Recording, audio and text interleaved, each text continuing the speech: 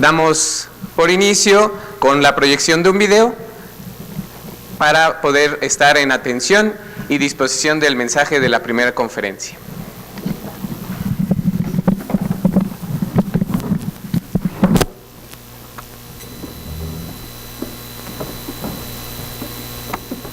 La segunda conferencia general del Episcopado Latinoamericano, convocada por el Papa Pablo VI con el fin de aplicar el Concilio Vaticano II, se llevó a cabo en la ciudad de Medellín del 26 de agosto al 7 de septiembre de 1968, con el tema La Iglesia en la actual transformación de América Latina a la luz del Concilio.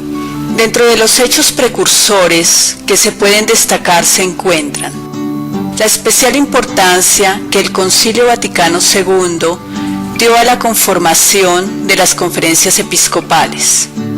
Siguiendo las orientaciones del concilio, el Papa Pablo VI da a conocer el motu proprio y ordena la constitución de conferencias episcopales allí donde aún no existían, estableciendo que las ya existentes debían redactar estatutos propios. Otros eventos a subrayar fueron el Pacto de las Catacumbas, firmado por un grupo de padres conciliares el 16 de noviembre de 1965 en Roma, la publicación del Nuevo Testamento Ecuménico en el año 1965 en Roma, la celebración del 10º aniversario de la creación del CELAN.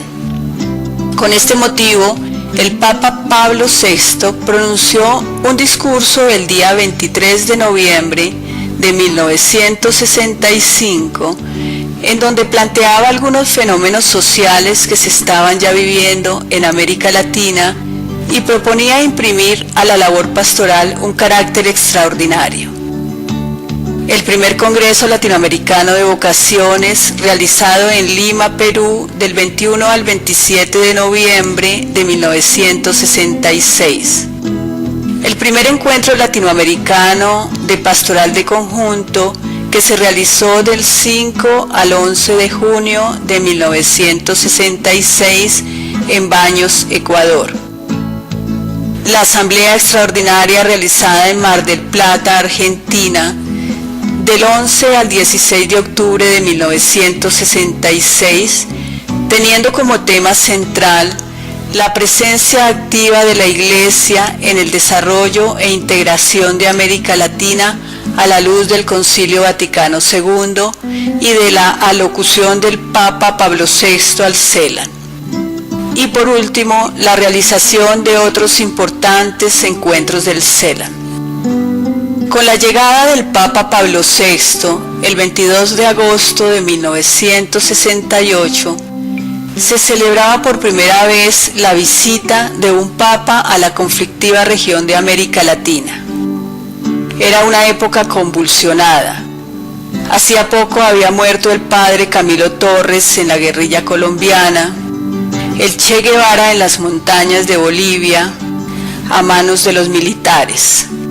Era una época agitada por las manifestaciones juveniles y por las presiones de grupos y movimientos sociales que pedían igualdad de oportunidades y un cambio radical en sus condiciones de vida. La revolución cubana, que se había declarado marxista-leninista, ejercía una gran influencia sobre sectores obreros y universitarios y amenazaba con extenderse a los países de la región. En países como Brasil, Paraguay y Nicaragua, las dictaduras mantenían un régimen de terror.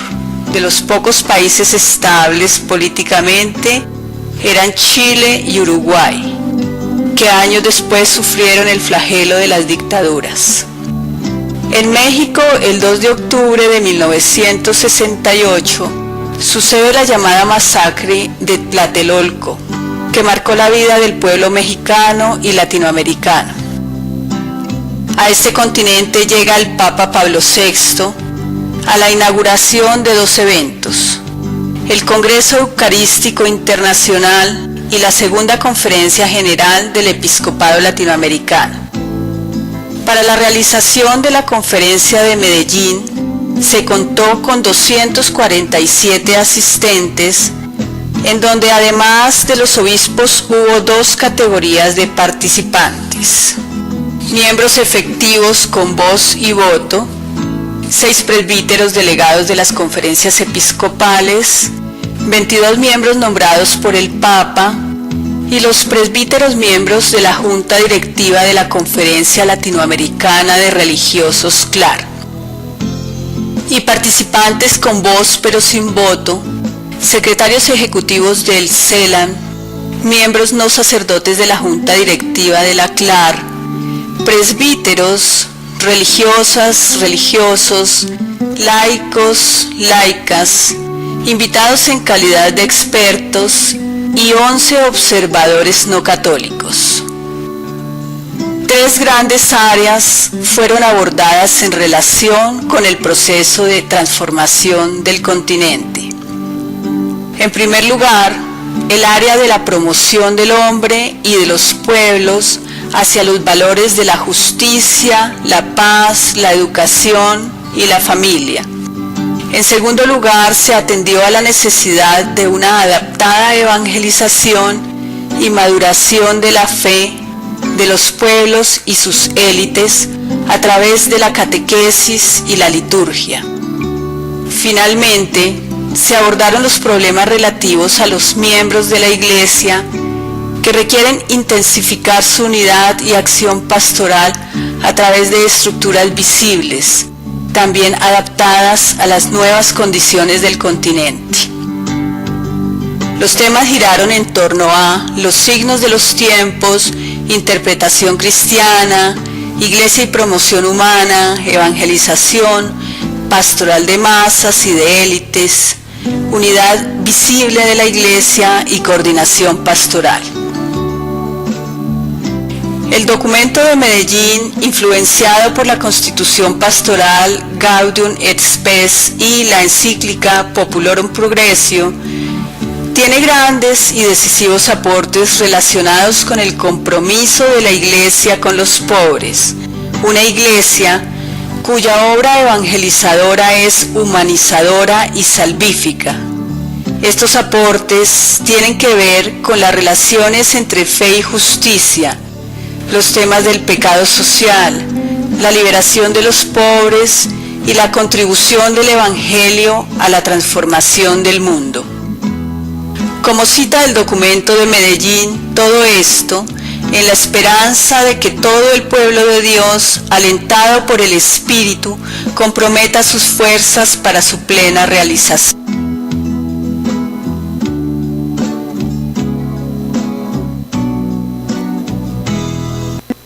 La segunda conferencia general del episcopado.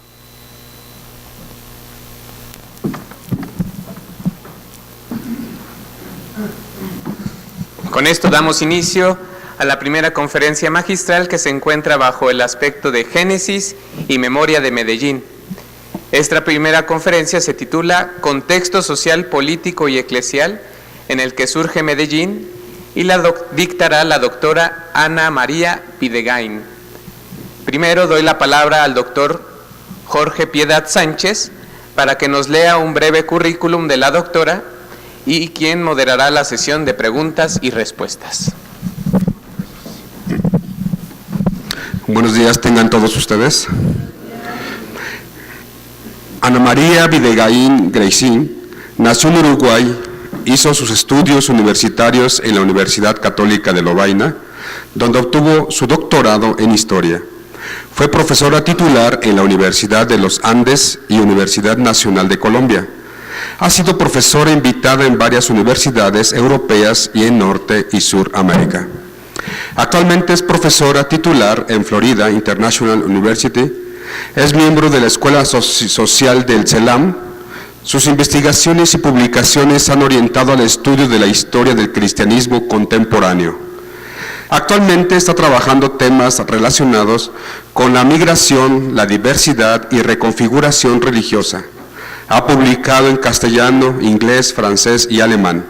más de 25 artículos en revistas especializadas y 30 capítulos de libros y muchos artículos en obras de referencia en diccionarios y enciclopedias. Es autora y coautora de 16 libros que tratan sobre el cristianismo latinoamericano, en particular la historia de organizaciones del laicado y de las mujeres en el catolicismo, movimientos sociales y participación política frente a los nuevos desafíos políticos religiosos en el contexto de la globalización. Dentro de sus obras destacamos su último trabajo, una compilación de las trayectorias pastorales de 21 obispos latinoamericanos que asistieron al Concilio Vaticano II y a la Asamblea General del Episcopado realizada en Medellín en 1968, titulada Obispos de la Patria Grande, Pastores, Profetas y Mártires, publicado por el CELAM. Damos un fuerte aplauso a la doctora Ana María Videgaín.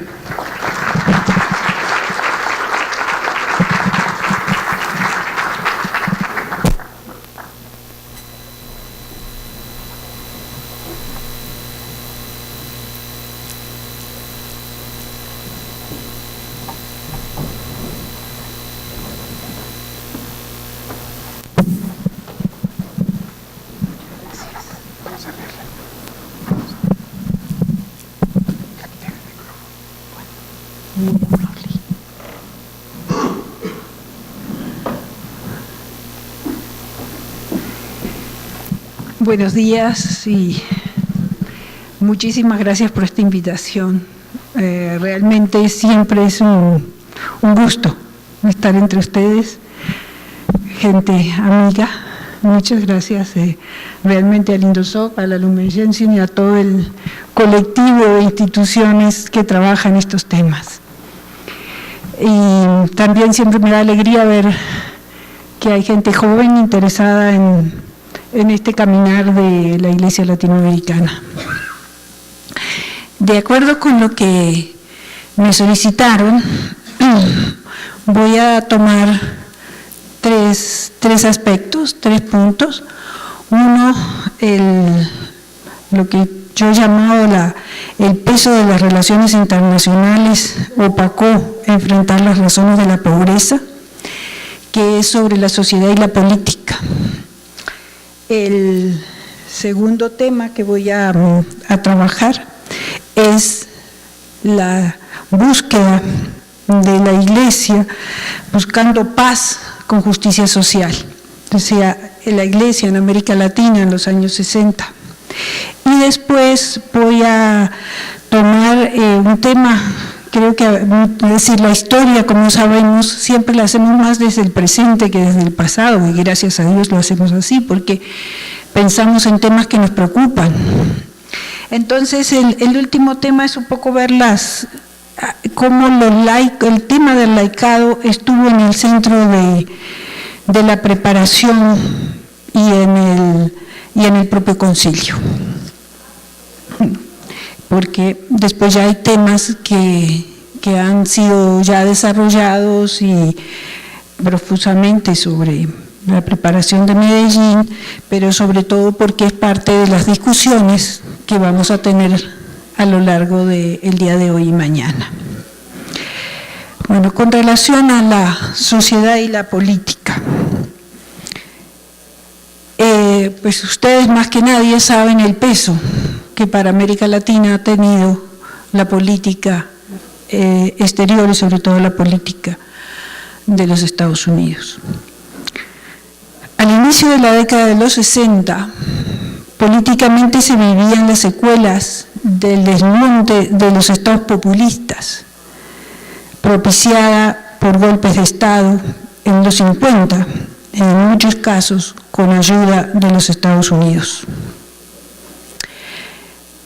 En efecto, el uso de la fuerza a través de la manipulación de un títere militar para expulsar al gobierno democrático reformista de Guatemala en 1954, fue considerado por dirigentes estadounidenses como uno de los más grandes éxitos de su administración.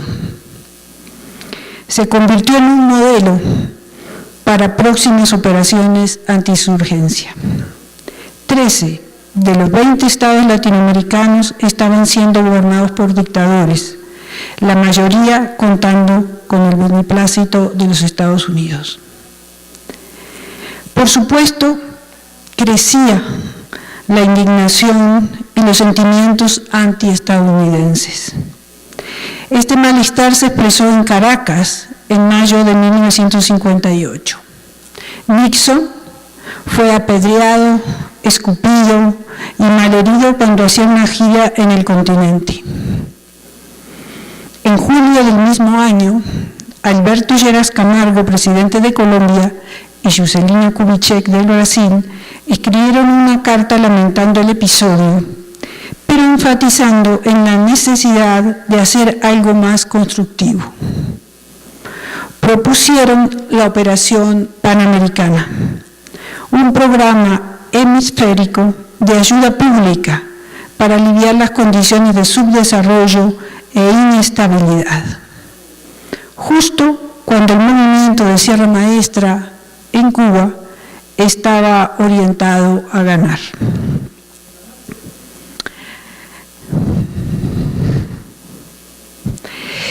La desigualdad y la pobreza en América Latina crecía de manera alarmante a los ojos de todos.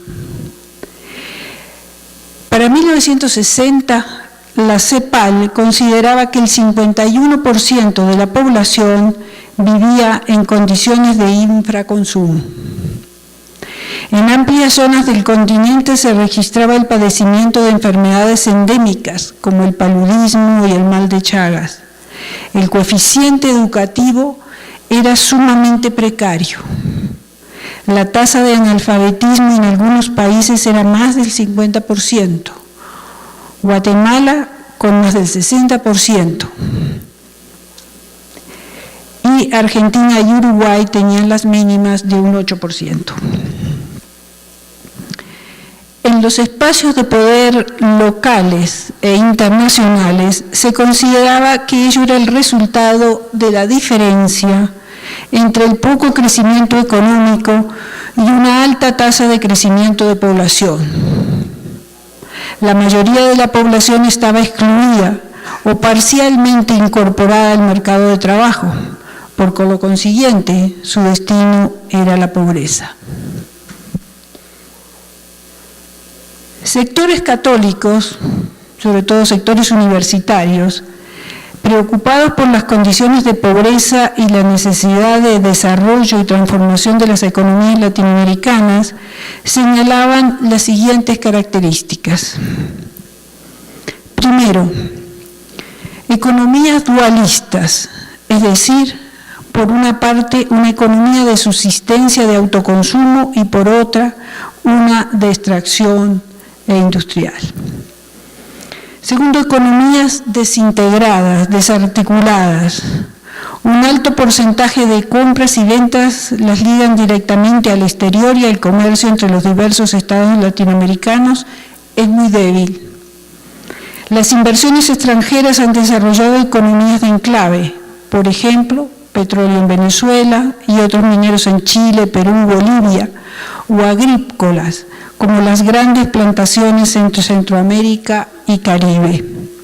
Economías sin conexión con la economía tradicional y sin provocar cambio alguno. Estas inversiones directas, que son una gran parte del total de las inversiones que se hacen creando empresas de extracción de riquezas nacionales y no creación de núcleos de irradiación de desarrollo.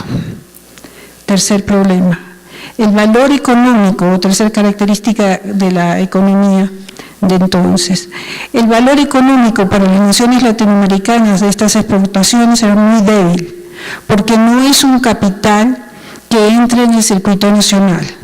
Las compañías mencionadas no proporcionan trabajo más que en un bajo porcentaje de la población. Las compañías extranjeras en Chile, Perú, Venezuela no emplean más que el 2% de la población activa y exportan una gran parte de los beneficios que nunca se reinvierten en los países latinoamericanos.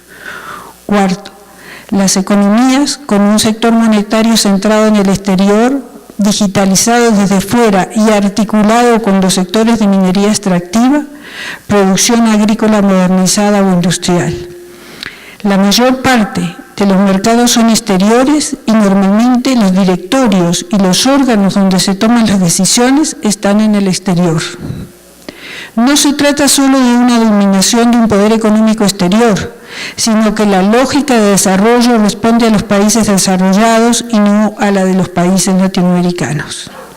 De ahí que los desequilibrios e inestabilidad sean inevitables y permanentes, sobre todo en las fluctuaciones de los precios de materias primas y productos agrícolas exportables. Para impedir estos desequilibrios, decían los universitarios de esa época, es necesario una intervención política. Quinta característica, desequilibrios estructurales, como la balanza comercial deficitaria con una tendencia a largo plazo. Las exportaciones constituidas casi exclusivamente por uno o dos productos, materias primas, mientras que las compras son generalmente bienes de consumo y no de producción.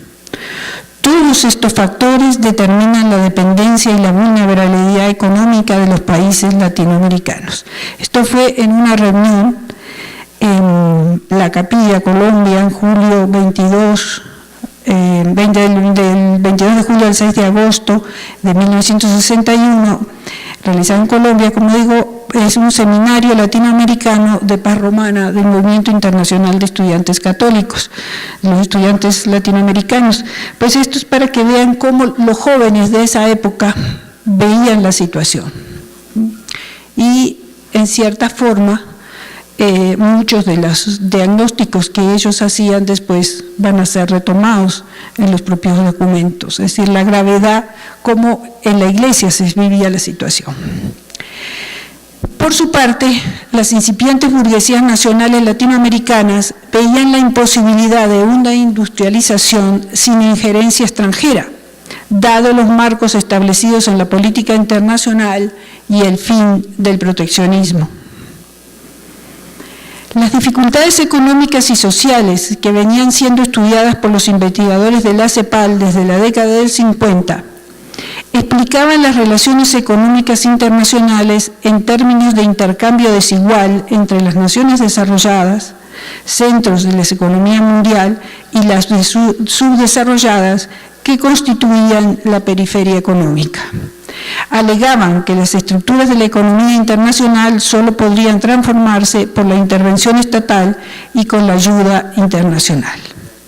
La inversión privada internacional no solo cumplía la tarea, sino que distorsionaba aún más esas relaciones desiguales. Sí, los que están mayorecitos se acordarán de toda la teoría de la dependencia, pero que curiosamente nace en la CEPAL, y por la cual también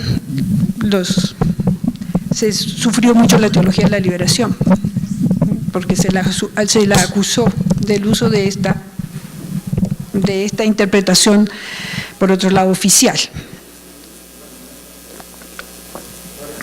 En 1956, Nikita Khrushchev, en el marco de lo que llamó coexistencia pacífica, ofreció a los latinoamericanos desarrollar sus economías con ayuda soviética. Y Fidel Castro, en la reunión de la Conferencia Económica Interamericana de julio del 59 en Buenos Aires, propuso al gobierno de los Estados Unidos que proporcionaran 30.000 millones en ayuda a las naciones latinoamericanas. Mientras Europa se recuperaba de los estragos de la Segunda Guerra Mundial, entre otros aspectos, gracias al Plan Marshall financiado por los Estados Unidos, América Latina entraba en la Guerra Fría tras el giro que fue tomando la Revolución Cubana. Paulatinamente se fue evidenciando la relación entre subdesarrollo y dictadura, o dicho de otro modo, entre democracia y desarrollo.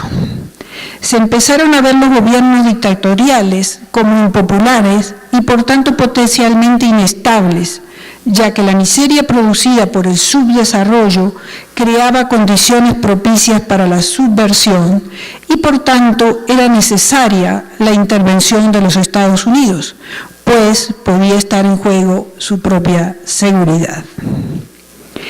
En la reunión de la OEA de septiembre de 1960 en Bogotá, se escucharon los clamores de algunos líderes latinoamericanos, como José Figueres de Costa Rica y Rómulo Betancourt de Venezuela, solicitando la intervención de los Estados Unidos para que apoyaran a los gobiernos democráticamente elegidos y apoyaran el desarrollo.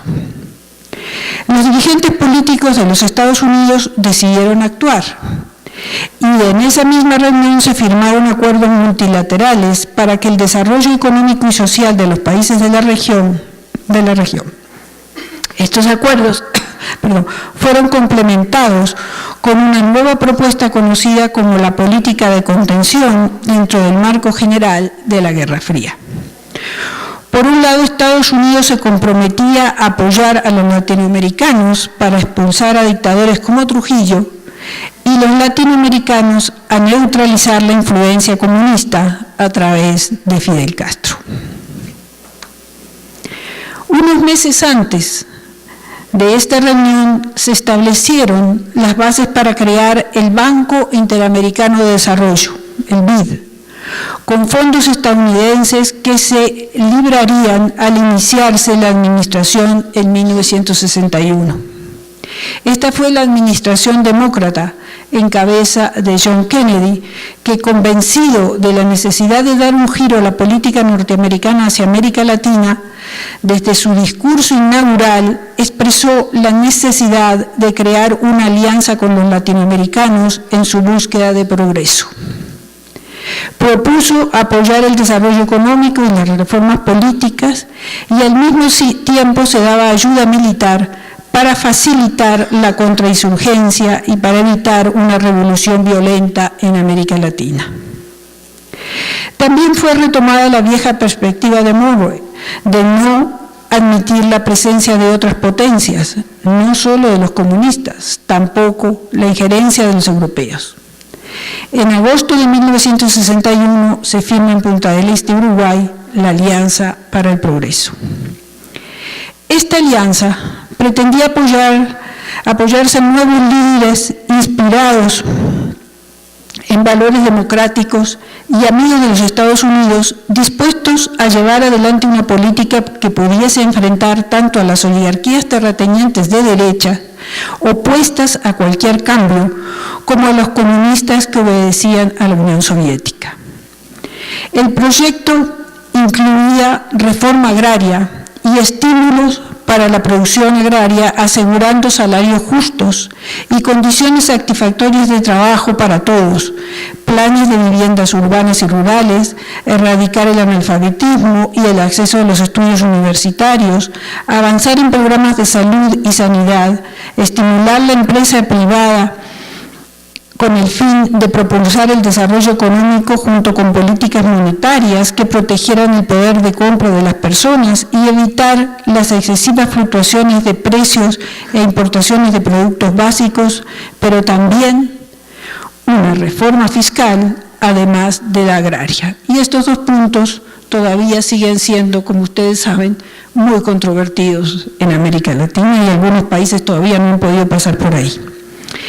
Esto exigía a los que tenían más y controlaban los resortes del poder se implicaran a fondo y renunciaran a parte de sus privilegios, lo que no estaban dispuestos a hacer. La Alianza para el Progreso de Kennedy nunca logró despegar como estaba propuesta. Tuvo dificultades técnicas derivadas del propio plan, pero sobre todo políticas, porque para algunos las reformas sociales que se proponían era abrir el espacio al comunismo. La vieja derecha oligárquica se oponía férreamente a las reformas agrarias y sobre todo a las fiscales. Visión que los unía a la derecha de los Estados Unidos. Tras el asesinato, hasta hoy impune, de John Kennedy en 1963, las propuestas reformistas que traía la política llamada a fortalecer la democracia y el desarrollo sufrieron un duro golpe y se consolidaron las posiciones extremas en todos los frentes. A ello se sumó el hecho de que Cuba se había vuelto la punta de lanza en el conflicto de la Guerra Fría y los eventos locales se convirtieron en continentales, como fue la instalación de los misiles soviéticos en suelo cubano o la invasión de Valle de Cochinos. Los intentos de algunos líderes latinoamericanos de no andar el conflicto no solo fueron insuficientes, sino que provocaron en parte sus propias caídas muy poco después, como fue el caso de Frondizi, y el fortalecimiento de los militares que le dan un golpe militar en marzo de 1962 sin una condena explícita por parte del Ejecutivo norteamericano. Si inician la dictadura en Argentina. Lo mismo sucedió con el golpe en Perú, contra Pardo, poco después, consolidándose los militares como nuevos actores políticos en la escena latinoamericana. En 1964, João Goulart, presidente de Brasil, fue derrocado por un golpe militar apoyado por los Estados Unidos, iniciando el camino de las dictaduras sustentadas en las teorías de la seguridad nacional en gran parte de América del Sur.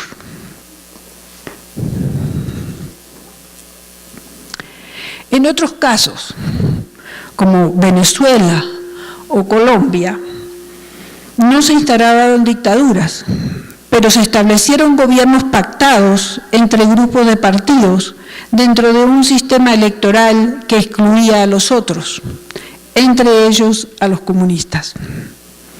Esto legitimó la lucha armada, que marginalizada de las contiendas electorales y con el apoyo de Cuba, crearon grupos guerrilleros que diseminaron a lo largo de la geografía latinoamericana en la medida que las garantías electorales y las movilizaciones sociales se fueron construyendo. Bueno, paso al segundo punto. Este era el marco político cada vez más difícil en la década de los 60 y sobre el cual van a reflexionar los obispos en Medellín. A mediados de siglo hay una renovación de la estructura eclesiástica latinoamericana y se crean muchas nuevas diócesis, a lo que se sumó el nacimiento del CELAM en agosto de 1955. Esta es una instancia continental para promover una pastoral común, sin dejar de atender la diversidad de desafíos que provenían de una comunidad multicultural y que coordina su acción sin depender de ninguna instancia estatal o patronato continental. Muchos de estos obispos que van a formar el CELAM habían participado del renacimiento teológico, bíblico y litúrgico y catequético, recibiendo formación en Europa, lo que los ayudó a una revitalización de la pastoral e intelectual. La sociología de la religión se convirtió en una herramienta invaluable para conocer la realidad de los diferentes sectores de la vida de la Iglesia, de las parroquias, las diócesis y las conferencias nacionales para poder diseñar una pastoral de conjunto como las que se propuso. La experiencia de los curas obreros de Francia tuvo sus réplicas en América Latina. Muchos obispos se preocupaban de enviar a estudiar a los sacerdotes a Europa, no solo teología, sino también ciencias sociales. El propio Pío XII hace dos solicitudes. Una a las directivas de la vida religiosa femenina. Al ver la inmensidad del trabajo social que debían realizar las religiosas sin tener casi formación, pide que se las envíe a estudiar a los centros universitarios católicos, si existen, y si no públicos. Oportunidad que aprovecharon las religiosas para formarse en diversas disciplinas, pero también en teología. Y eso va a hacer que las religiosas va a ser uno de los sectores que va a estar muy bien preparado para la recepción tanto del Concilio como de Medellín. Joseph Lebret, dominico francés, y su equipo de Economía y Humanismo fueron determinantes para un acercamiento científico a los pobres. Estaban trabajando en América Latina desde la década del 50 y formaron varios centros en toda América, en todo el continente. Era un equipo de economistas, sociólogos y teólogos. Además de tener todo el bagaje científico-técnico propios de la época, y realizaron varias encuestas socioeconómicas, incluso pagadas por los estados latinoamericanos preocupados por el bienestar social o por ministros de trabajo de origen católico, que lograron financiar estos estudios. Aunque podían dialogar con los tecnócratas de la época, trajeron una mirada diferente. No solo era importante ayudar a los pobres, sino saber por qué eran pobres y qué había que hacer para que no fueran pobres. Es decir, se centraban en las causas de la pobreza. La mirada del equipo de Lebret era no solo técnica, sino humana, centrada en lo social y enfocada en la situación de los barrios marginalizados y carentes de todo servicio, que iban rodeando las ciudades latinoamericanas en consonancia con procesos de migración campo-ciudad. Su perspectiva económica se centró en el tema del desarrollo en los países del tercer mundo, lo que también permitió a los latinoamericanos abrir su mirada y reconocerse como parte del tercer mundo. Formaron centros de economía humana en casi todos los países. Y todavía subsiste uno de ellos que es un centro en Uruguay, que es hoy una universidad. Pero tuvieron mucha influencia en la Iglesia y en la preparación de Medellín. Sectores de la Iglesia preocupados por problemas del desarrollo social para poder adelantar su misión, aprovecharon el espacio creado por los gobiernos reformistas y el inicio de los 60 y fortalecieron campañas de educación para erradicar el analfabetismo que se había creado en las décadas del 50 o para crear nuevos acuerdos con gobiernos locales para impulsar el desarrollo rural, como fue el movimiento de educación de base en el nordeste de Brasil. Estos programas contaban con los universitarios vinculados a la Acción Católica como monitores del programa, lo que les permitía a estos últimos un acercamiento directo con las poblaciones tradicionalmente marginalizadas.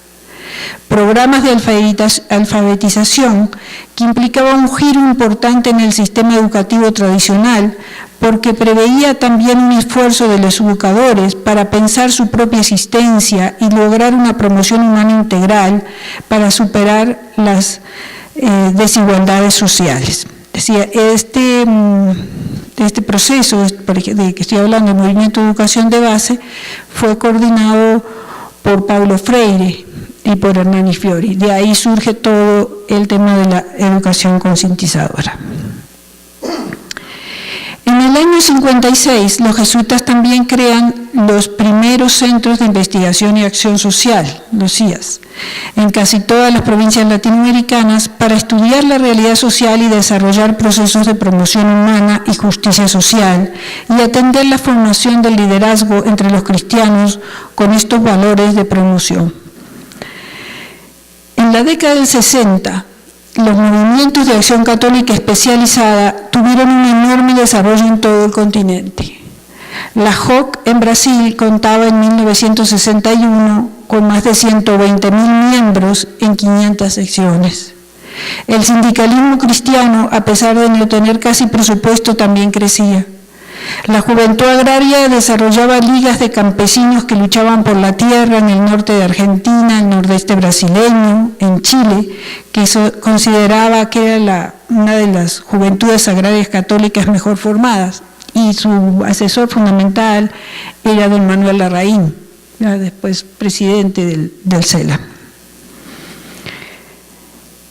Como dijo Enrique Dussel, la JUC, la Juventud Universitaria Católica, era una élite consciente y puede afirmarse que no existe ninguna otra élite en América Latina de su número, coordinación y formación. En todas estas organizaciones de la Iglesia existían vasos comunicantes y unas instituciones apoyaban el trabajo y el desarrollo de las otras. Es el caso, por ejemplo, de los trabajos de los jesuitas, Juan Luis II y Pedro Sandri dictaban cursos en los años entre 60 y 62 en Montevideo, los que complementaban la formación cristiana para los laicos, para la cual participaban los estudiantes vinculados a la JUC y los obreros vinculados a la JOC y a las Juventudes Agrarias, tanto de Uruguay como de los países vecinos de Argentina, en seminarios y campamentos que realizaban, de Argentina, Paraguay y de Bolivia. Muchos de los nuevos obispos de la década del 60 habían estado en relación con estos movimientos y conocían su metodología, experiencia y las dificultades sociales de las poblaciones, y por supuesto habían trabajado autores como Maritain y Mounier, que ahora me voy a referir un poco más, y acompañaron los esfuerzos de desarrollar movimientos de partidos demócratas cristianos. Eso es justamente para la década del 60.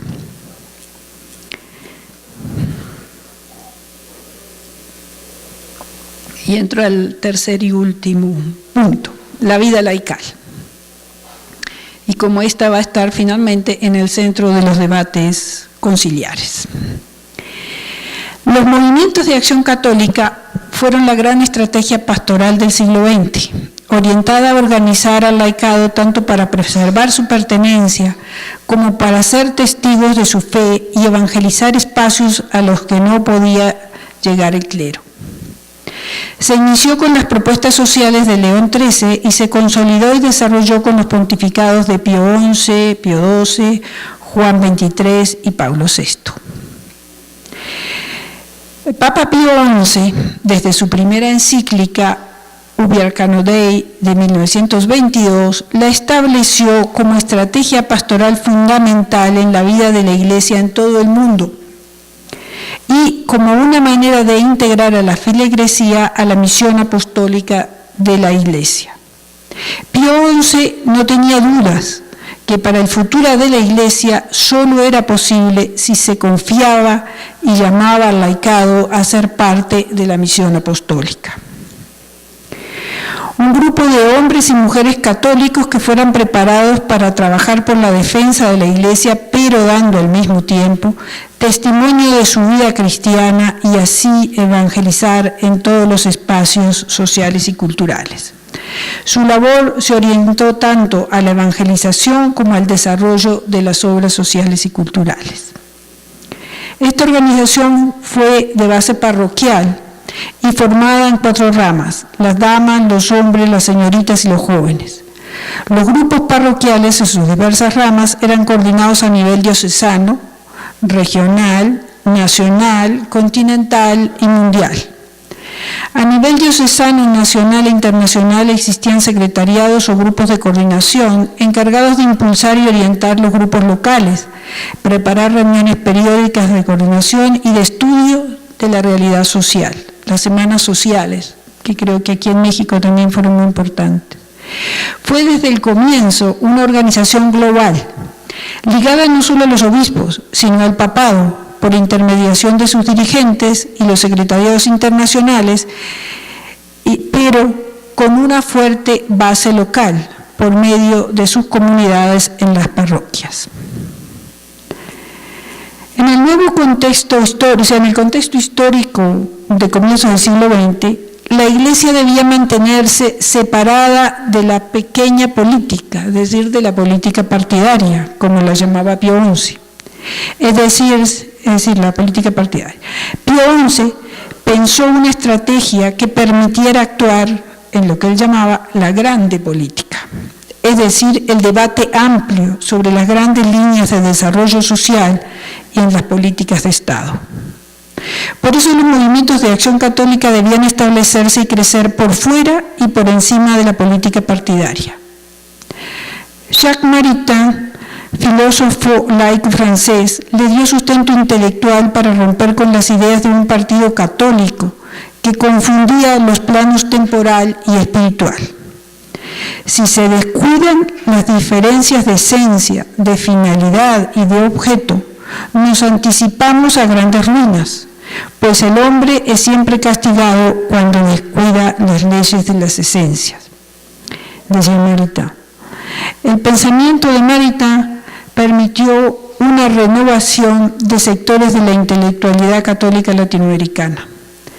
Sustentado en el neotomismo, les ayudó a pensar la sociedad profana, pluralista y democrática como una opción posible y necesaria para América Latina. La estrategia papal logró establecerse en la década del 30 con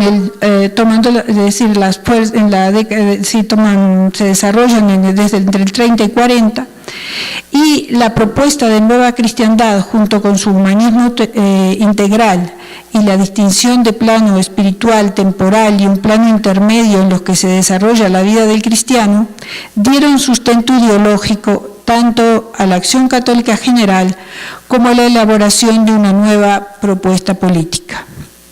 Una democracia cristiana, social y liberadora, tan crítica al capitalismo y a la burguesía como el comunismo. La acción católica evolucionó hacia posturas cada vez más comprometidas con procesos de democratización, como claramente sucedió en Brasil o en Chile, y se fue transformando en una plataforma de acción en el mundo del trabajo, en el medio universitario y en organizaciones campesinas. Las juventudes de diversos ambientes, obreros, estudiantes, campesinos, trabajadores independientes, también fueron llamados a ser parte del movimiento por medio de lo que llamó la acción católica especializada. O sea, lo que mencionábamos antes, la juventud obrera, la JOC, la JUC, todas esas organizaciones de acción católica especializada. La década del 50 fue la expansión de estos movimientos. Seguían la experiencia propuesta por el padre Joseph Cardin a los obreros de ser levadura en la masa. Estos movimientos trajeron como novedad la práctica de la revisión de vida en el seno de una pequeña comunidad de cristianos y cristianas que compartieran una misma condición o realidad social que los hacía semejantes. Se organizaron entonces no necesariamente por parroquias, sino por actividades, es decir, los miembros de una misma fábrica, los estudiantes de una misma facultad o escuela, los campesinos de una misma comarca. Para poder evangelizar el medio por ellos, entre ellos y para ellos, como decía Cardin, era necesario contar con una nueva metodología que de manera inductiva les permitiera dinámicamente confrontar sus experiencias de vida y de vida cotidiana con las propuestas del mensaje evangélico y las doctrinas del magisterio, buscando romper la dualidad fe y vida. Con esta revisión de vida se pretendía unir la experiencia vivencial, en particular de la realidad social en la cual se movían las personas, y su vida religiosa. Y consta de 3 pasos. Primero, el ver o analizar un hecho de la realidad social vivido por el grupo, utilizando todas las herramientas académicas a la disposición. Segundo, juzgar el hecho analizado a la luz del Evangelio. Y tercero, actuar en consonancia y como comunidad de creyentes. Esta metodología también obliga a cambiar el foco. Ya no se actúa por el catolicismo, sino por el sentido y el valor propio que tienen las personas en el medio social particular en el cual se está actuando, y por el significado de esta realidad social en la totalidad de la historia, buscando la manera de llevar la buena nueva a los diversos espacios sociales donde debían estar insertos.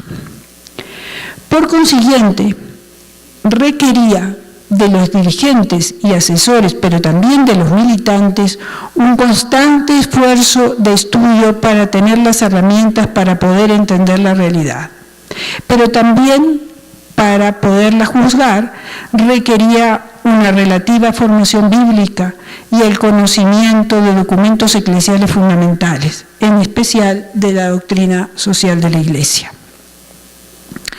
Los asesores eclesiásticos de la acción católica de los años 40 y 50, como Don Elder Cámara en Brasil o Manuel Larraín en Chile, por ejemplo, o como Gustavo Gutiérrez en el Perú, Lucio Ojeda en Argentina, Juan Luis II en Uruguay en los 60, jugaron un papel decisivo, no solo por su propia formación, sino porque ellos mismos estudiaban y traían nuevas perspectivas pastorales que permitían una reflexión cada vez más aguda del medio en el que trabajaban las diferentes ramas de la acción católica y de la realidad social y de la nación y del continente por medio de sus relaciones con los movimientos y otras organizaciones eclesiales de Europa, Norteamérica y particularmente con Canadá. Si en las décadas anteriores Maritain fue determinante para romper con el integralismo católico y entender que el fascismo y el corporativismo español eran tan peligrosos como el comunismo y abrirle las puertas a la democracia, en las décadas del 60, otro católico francés, también filósofo político, Emmanuel Mounier, al igual que el dominico y economista Joseph Lebrun, que ya mencioné, y todo su equipo, los jesuitas Guy Calvin y Teilhard de Chardin, tuvieron mucho impacto en las reflexiones de la juventud católica latinoamericana y en seminarios de algunos países. Mounier criticaba radicalmente el capitalismo fundado en el anonimato del mercado, la negación de la personalidad y el imperialismo del dinero. Desde una crítica ética y religiosa proponía una alternativa, un socialismo ético fundado en el amor al prójimo, centrado en la persona como parte de la comunidad, a lo que llamó el personalismo. No renegaba del marxismo, por el contrario, abría la perspectiva del diálogo con esta y otras propuestas filosóficas con creyentes y no creyentes. Pero sobre todo influyó en la juventud en estas décadas por su visión de que no existen dos historias, sino una, la historia humana, donde se construye el reino de Dios y por eso espacio de salvación. Como saben ustedes, este va a ser otro de los temas importantes del concilio. La historia donde los cristianos encuentran a Dios encontrando a su hermano y deben comprometerse para dar testimonio, evangelizar en el medio e ir construyendo el reino de Dios.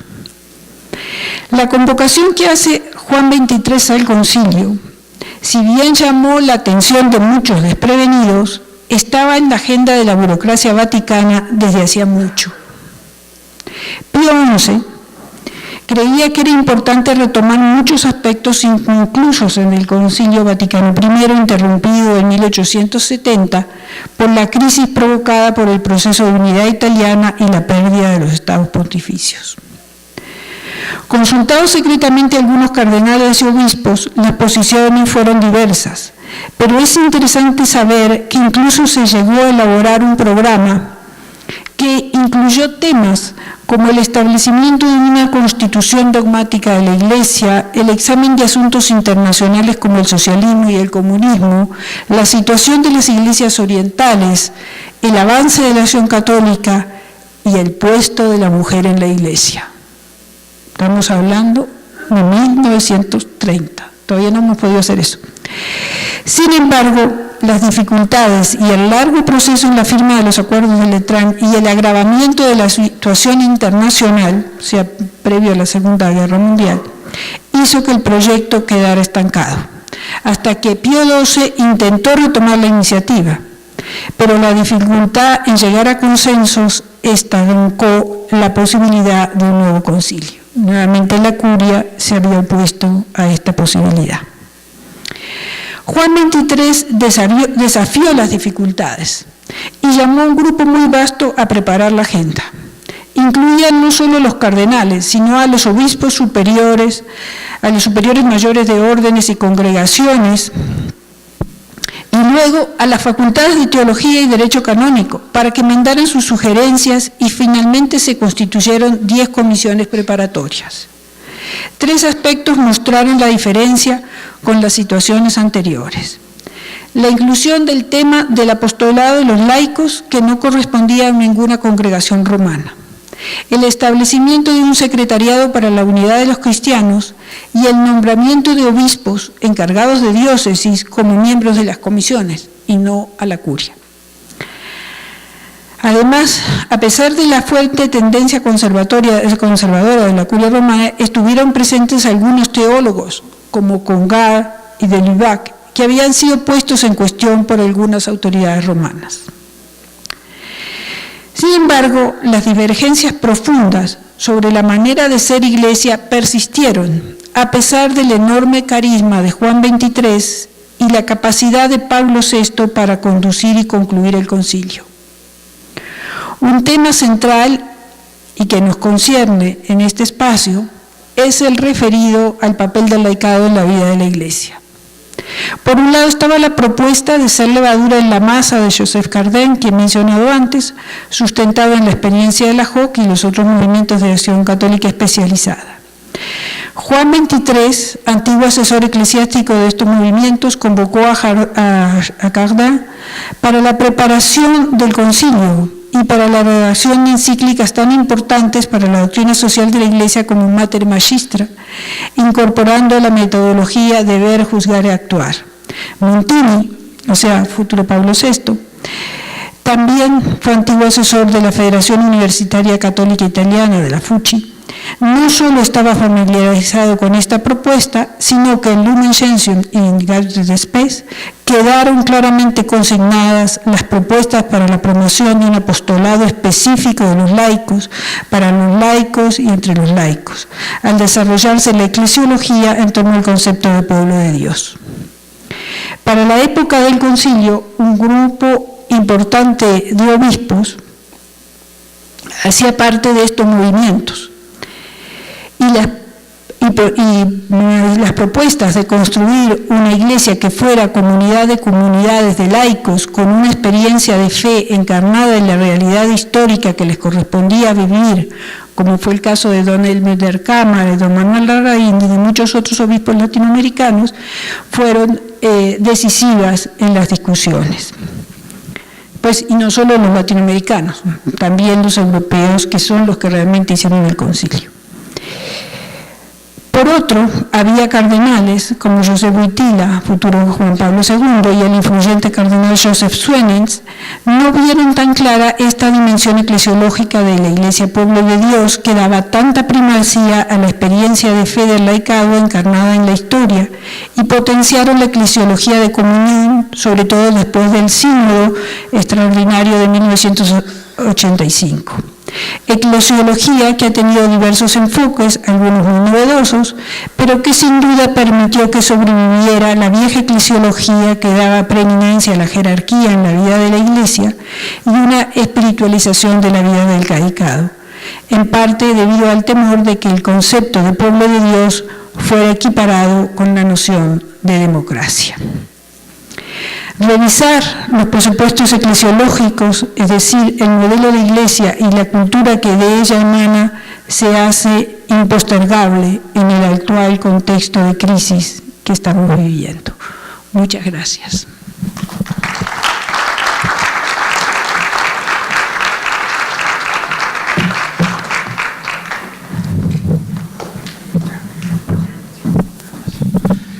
Muchas gracias, doctora Ana María.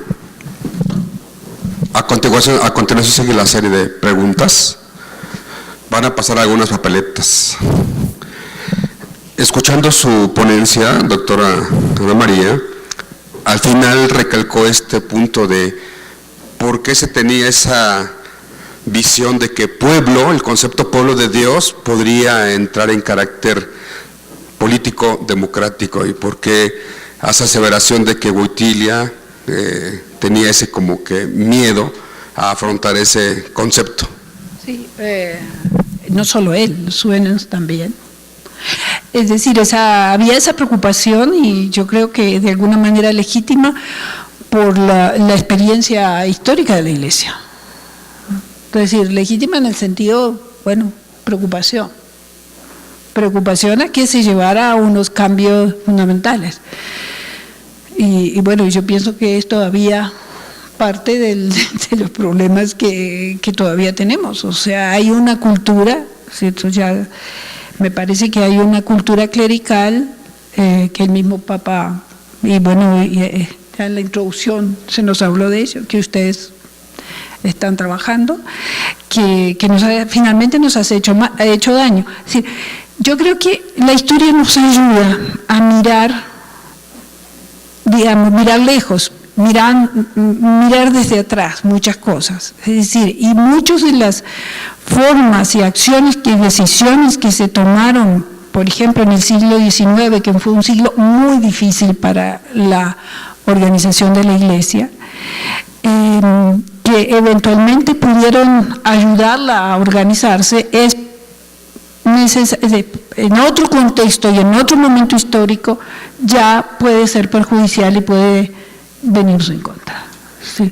Y esto pasa con muchas instituciones que son parte de los procesos históricos, que nacen en determinadas condiciones, pero luego esas condiciones cambian. Sin embargo, nos da mucha inseguridad el cambio. En general tenemos una tendencia conservadora, no solo en la Iglesia, en general, y nos da miedo lo que no conocemos o lo que puede resultar. ¿Tenemos ya algunas preguntas?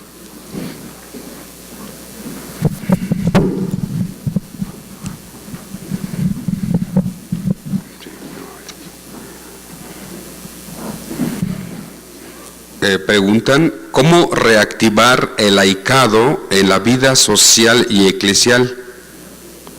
Se sigue organizando al laicado. ¿Dónde? ¿Cuándo se podría organizar el laicado?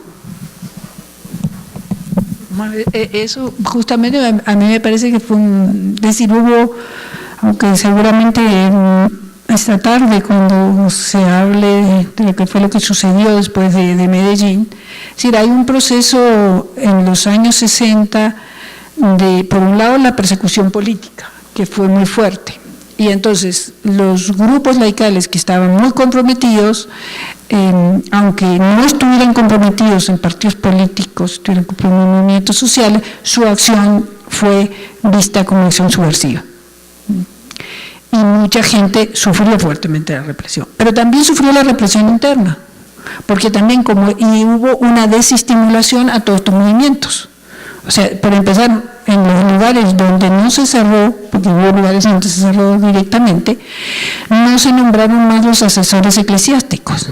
Y de todas maneras los asesores eran muy determinantes. Ya he dicho los nombres de las personas que jugaban un papel determinante, o sea, y de ahí nace la teología de la liberación. Entonces los movimientos fueron totalmente identificados. O sea, hablaba del caso de Gustavo Gutiérrez, hablaba del caso de Gera. O sea, Gera indudablemente es la cabeza de la teología del pueblo. Lucio Gera era asesor de estos movimientos. Entonces hubo una identidad muy grande, y además uno puede mirar en toda la producción de los años 60 y hasta el inicio de los 70 de estos movimientos, uno ve todo el desarrollo de estos pensadores que después van a resultar con la teología. O sea, parte del debate de la teología y de la liberación tiene que ver con esta pastoral, con esta experiencia pastoral. Ahora, ¿cómo reactivarlo? Pues yo creo que es crear comunidades y seguir haciendo revisión de vida. Personalmente, pienso que la revisión de vida sigue siendo un elemento, es decir, hoy todos los teólogos hablan de la revisión de vida, en los congresos católicos se usa el mito de la revisión de vida, pues yo está bien, pero yo creo que es mucho más válida la experiencia de las comunidades y de las personas pudiendo teniendo esa práctica, porque esa práctica les permite unir su vida con su experiencia de fe, es decir, no son dos cosas separadas, y en ese sentido un compromiso totalmente en la historia. Tenemos otras preguntas. Preguntan, sin despreciar la eclesiología de comunión, ¿cómo o qué retomar de la riqueza del compromiso de la Iglesia en América Latina? Bueno, yo creo que lo que dije, había aspectos novedosos que pueden ser retomados, no son excluyentes, pero sí es necesario darle mucho más participación al laicado, y me parece que la forma de darle es empezar por las organizaciones de comunidades, porque son también los espacios de formación, y dándole formación al laicado. y dándole cada vez, es decir, hubo durante muchos años, es decir, en los 60, 70, es decir, con el concilio se abrió la posibilidad de la formación, por ejemplo, teológica de las mujeres. Después se nos cerró esa posibilidad. Y esto yo creo que tiene un gran peso hoy. Entonces, es justamente volviendo a abrir esos espacios, pero también desarrollando una vida laical muy comprometida. Aquí espero tomar el sentido de la pregunta. Dice así: el clericalismo no es más como una forma de actuar más que algo específico del clero. Bueno, los laicos también podemos ser clericales. No es un problema, es una forma de pensar y de aceptar que debe ser la organización de la Iglesia. Entonces, es una forma que nos ha dado una primacía y un poder exagerado y en aspectos que a veces que no corresponden al clero. Entonces, por eso es que es necesario en este momento más que nunca que los laicos tomemos la palabra y repensemos qué modelo de iglesia necesitamos y queremos, donde justamente nos permita realmente tener, es una visión personal, pero me parece que eso es lo que nos permite, cómo vivir esa experiencia de Dios en la vida de todos los días, pero además comprometida para que esa buena nueva sea una realidad.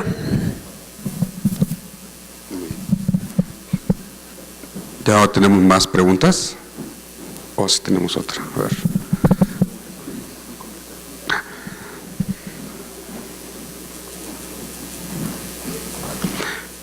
Bueno, aquí nos están diciendo que se encuentra entre nosotros el doctor Enrique Dussel, y que sería pues un gusto poder saludarle. Por aquí.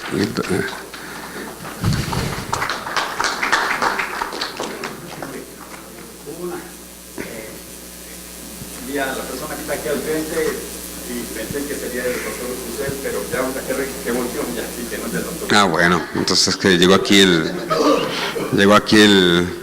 aviso, entonces pensábamos, ¿verdad? Fue un malentendido. Muy bien, ¿alguna otra pregunta?